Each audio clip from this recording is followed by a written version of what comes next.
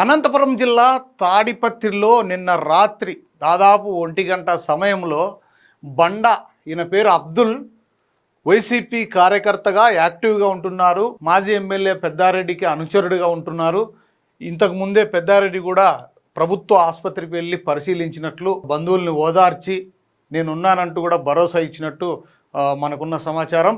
ఏది ఏమైనా ఈ బండ గురించి ఒకసారి వివరాల్లోకి వెళ్తే, తాడిపత్రి ఏటిగడ్డపాలెం ఔటర్ రింగ్ రోడ్డు బ్రహ్మంగారు గుడి వద్ద అబ్దుల్లా అలియాస్ బండ అంటారంట, 29 సంవత్సరాలు, దారుణంగా కత్తితో పొడిచి బండరాయితో కొట్టి హత్య చేసినట్లు పోలీసులు చెబుతున్నారు. బంకమట్టి వీధికి చెందిన పెయింటర్ భాషా కొడుకు అబ్దుల్లా అలియాస్ బండాగా గుర్తింపు. అబ్దుల్లాను కత్తితో పొడిచి బండరాయితో ముఖం మీద అంత బాగా కొట్టినట్టు సమాచారం.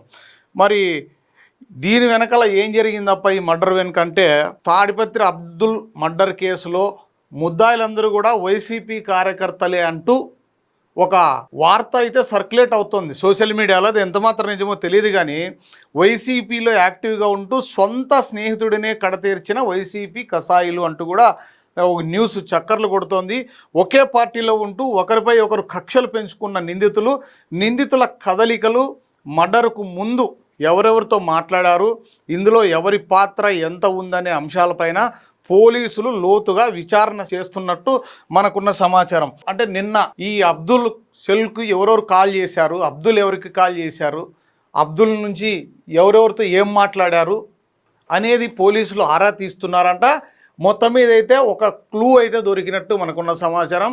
అది కూడా స్నేహితులే మద్యం మత్తులో ఒకరికొకరు మాట పెరిగి ఈ విధంగా జరిగింది, ఇద్దరు కూడా వైసీపీ కార్యకర్తలే అంటూ కూడా చక్కర్లు కొడుతుంది న్యూస్. దీనిపైన పోలీసులు నిజాలు అతి త్వరలో తేల్చే అవకాశం ఉంది. ఈరోజు సాయంత్రం లోపల ఎవరనేది కూడా ప్రెస్ మీట్ పెడతామంటూ కూడా తాడిపత్రి పోలీసులు మనతో చెప్తున్న పరిస్థితి. ఇలాంటి సంఘటనలు జరగకుండా గట్టి చర్యలు అయితే చేపట్టాలి.